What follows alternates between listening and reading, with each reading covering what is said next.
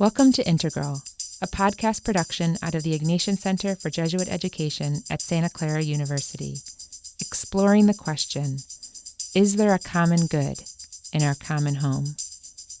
I'm Teresa Ladrigan-Welpley, the director of the Bannan Institutes and the Ignatian Center, and your host for this podcast. We're coming to you from Vary Hall on the campus of Santa Clara in the heart of Silicon Valley, California.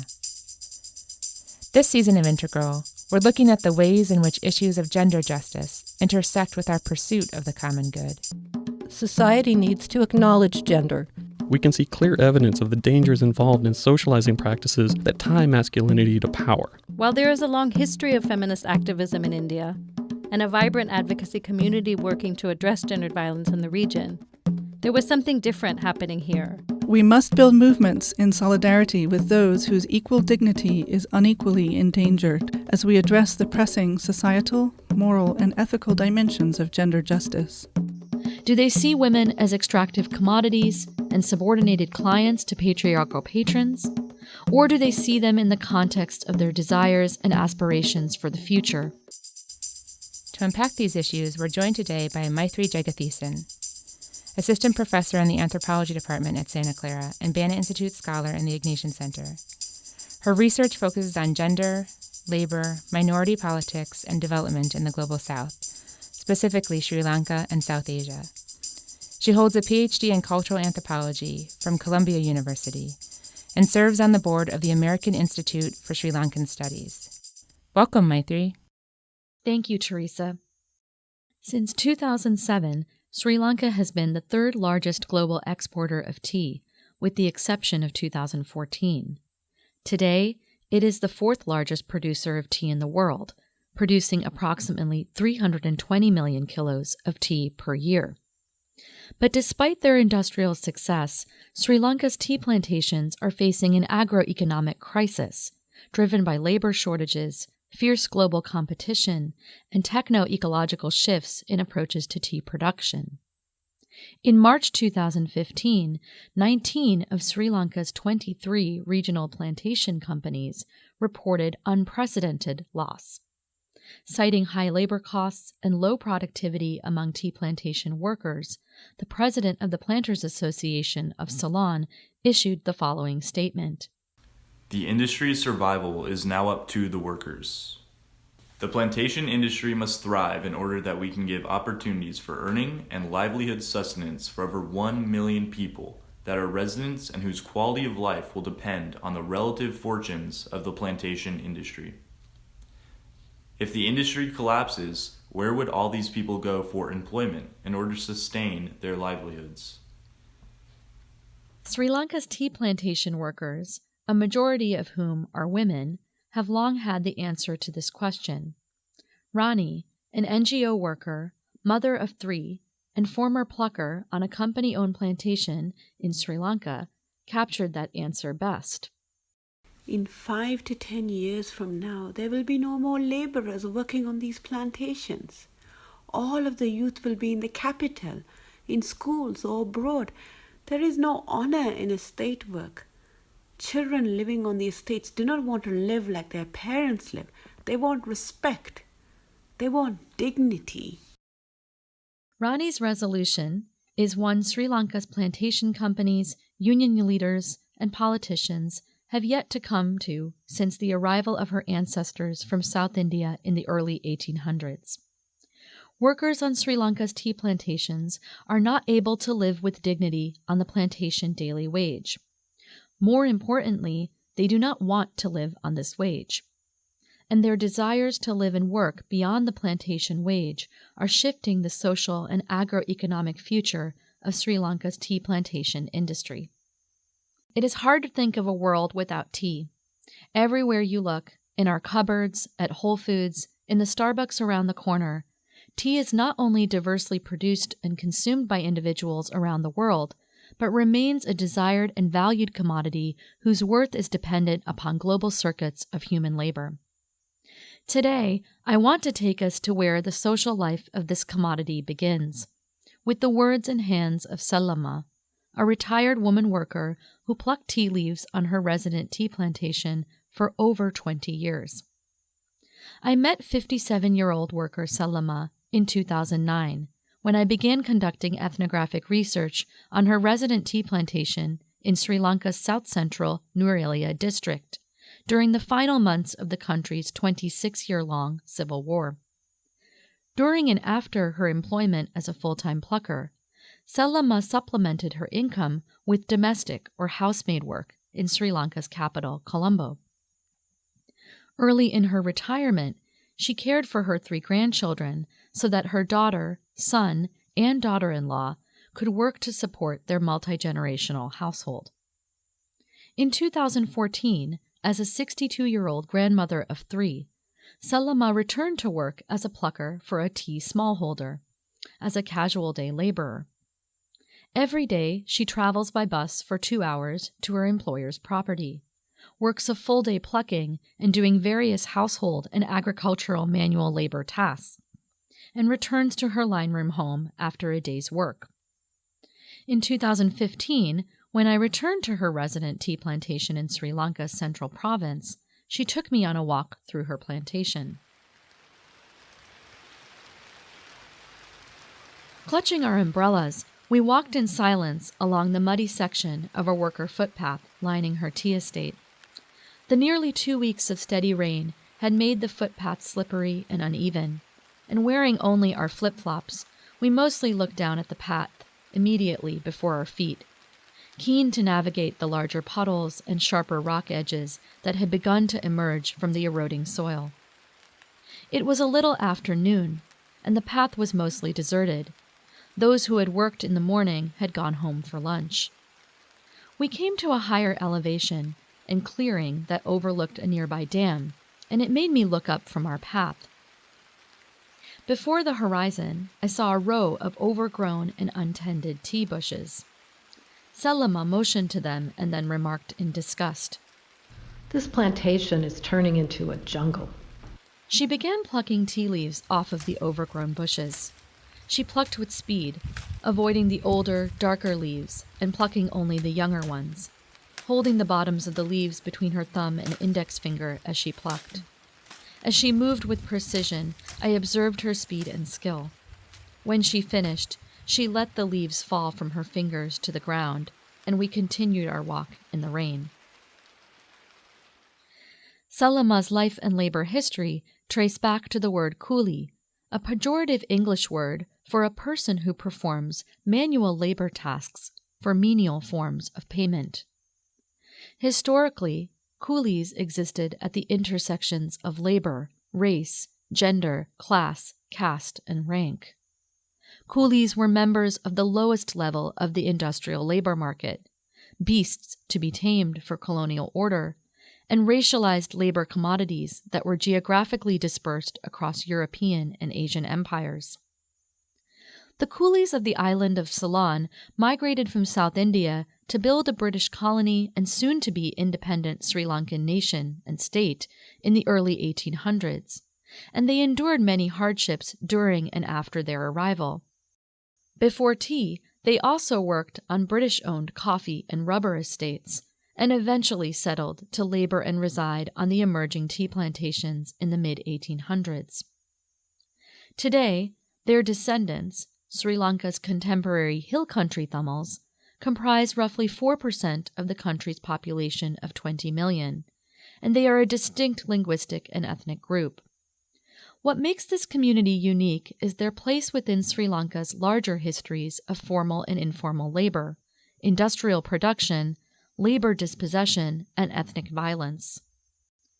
Since the arrival of their ancestors, Sri Lanka's hill country Tamils have not enjoyed equal access to their civil and human rights.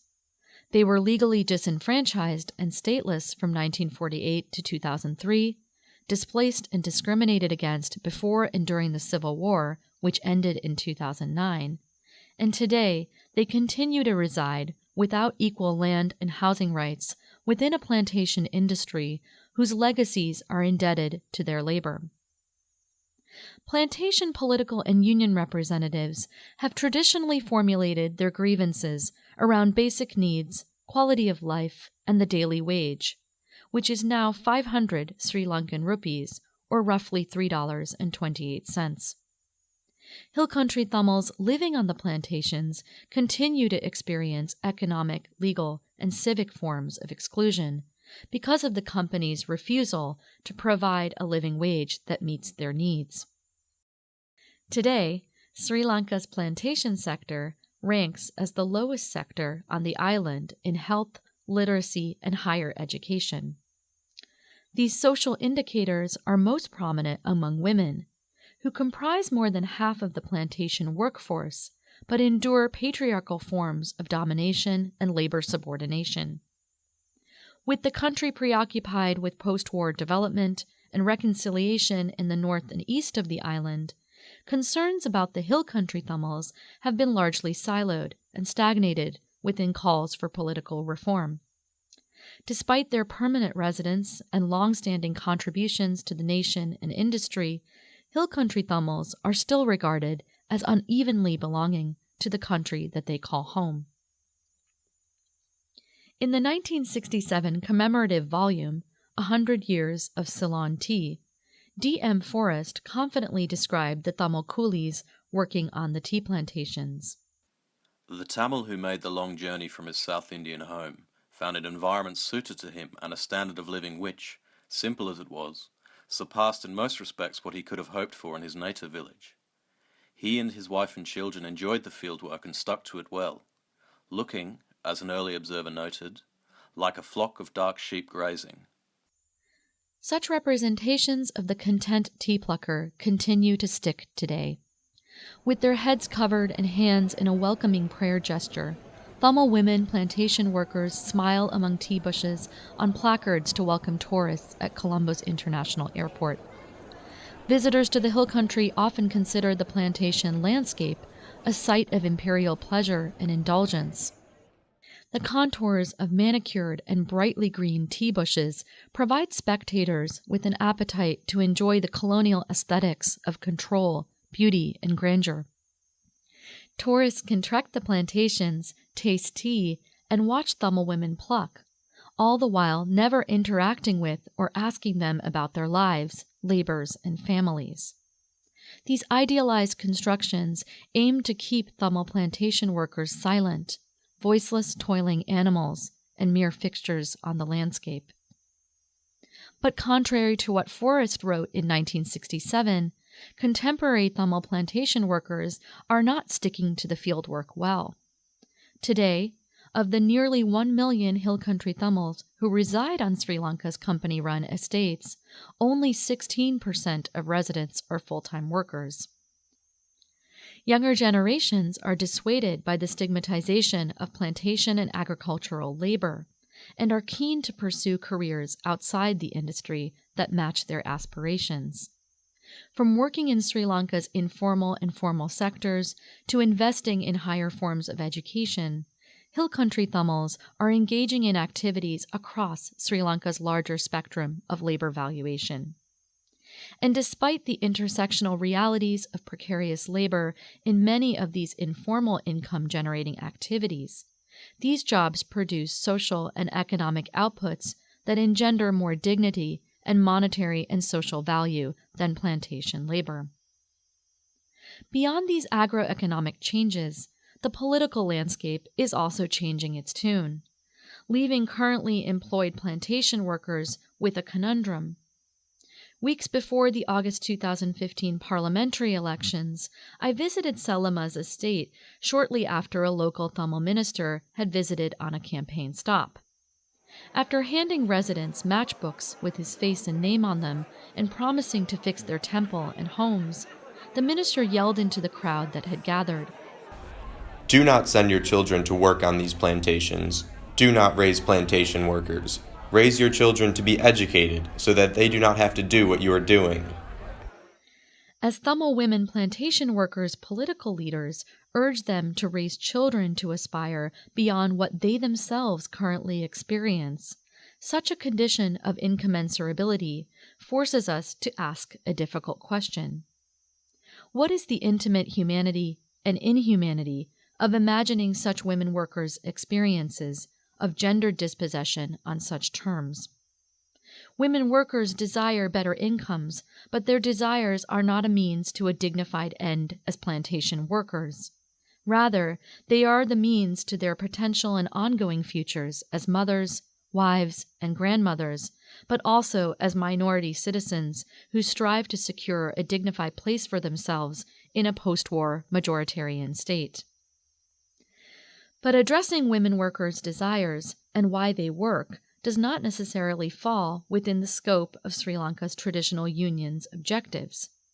However, one movement has been willing to take up this unique and timely task. In 2012, I began working with the Working Women's Front, or WWF, the first registered trade union in Sri Lanka to be led singly by working women, and whose objective is to mobilize and strengthen the capacity of working women of organized, unorganized, and informal sectors to enjoy decent working conditions with equal rights. In doing so, WWF expands what a union in Sri Lanka can and should do. It conducts regular good governance trainings for community-based organizations on and off the estates. It hosts youth training workshops for school dropouts and the unemployed. And it educates elderly and self-employed women in an effort to promote vocational literacy and education for women and their families on labor and gender rights. In early August 2016, I escorted WWF unionist Pramila on her field visit to a tea estate outside Kandy in Sri Lanka's central province. Our day began at 8:30 in the morning, and we set out by foot, first visiting the home of a self-employed woman running a catering business. We then made our way by foot to speak with Shasta, a young woman who was also self-employed as an artist and seamstress. Over tea, Pramila and I sat and looked at Shasta's work. She brought out her certifications, training manuals, and photographs from recent exhibitions in which she had sold her items. And when I asked her why she preferred self-employment, she told me, "This work gives me dignity. My rights are with me and no one else. Whatever I want to do, I do, and whatever I want to make, I make. If I want the style of a particular sari to be just as such, I make that style. On the estate there is no dignity. The overseer will tell you to pluck 18 kilos of tea, and there is no way that you can pluck that much, so you do not profit. You cannot take leave. There are not even facilities to use the bathroom while working. In my work, if I want to go to the bathroom, I go to the bathroom. I know exactly how much profit I am making for each piece I make, because I know how much the material was, and how many hours I spent making it. I determine the price." Shasta's words echo Rani's reasons for why so many younger generations of Hill Country Tamils find plantation labor undesirable. As a member of WWF, Shasta acknowledges that she needs to work and earn an income, but also that she can have more control and awareness about her value as a worker, the time she spends laboring, and her working conditions. But the goals and work of WWF are not without challenge.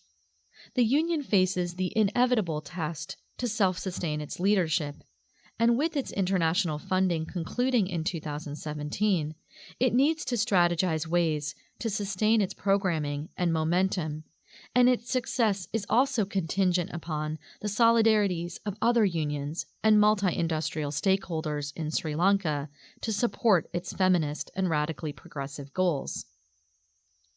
This year marks the 150-year celebration of Sri Lanka's tea industry, and the desires of Tamil women workers in Sri Lanka bring a discomforting conscience to those celebrations of imperial success and accumulation by dispossession. With plantation labor undesirable, Sri Lanka's hill country Tamils are seeking alternative labor futures in shops, middle to upper class homes, garment factories, and abroad, in order to secure more dignified lives for themselves and their kin.